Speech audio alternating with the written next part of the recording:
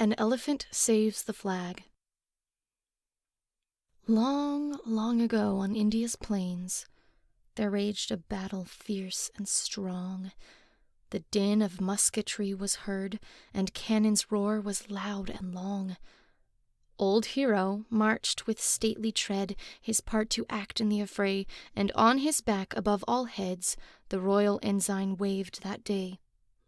Fondly the soldiers viewed their flag, which shook its colors to the air. Proudly the driver rode, and sent his watchful gaze now here, now there. Till, "Halt!"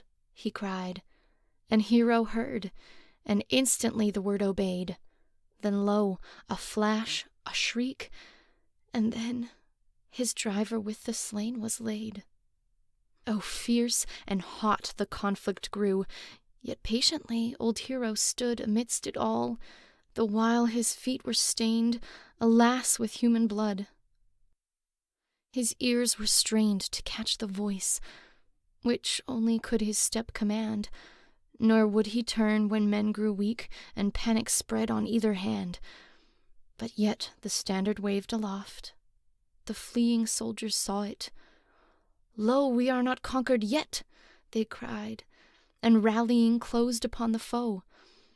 Then turned the side of conquest, and the royal ensign waved at last victorious o'er the blood-stained field, just as the weary day was past. Yet waited Hero for the word of him whose sole command he knew. Waited, nor moved one ponderous foot, to his own captain's orders true. 3 lonely nights, 3 lonely days, poor Hero halted. Bribe nor threat could stir him from the spot, and on his back he bore the standard yet. Then thought the soldiers of a child who lived 100 miles away. "The driver's son! Fetch him!" they cried. "His voice the creature will obey."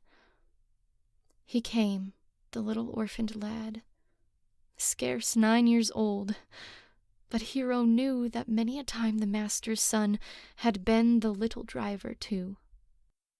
Obediently the brave old head was bowed before the child, and then, with one long wistful glance around, old Hero's march began again.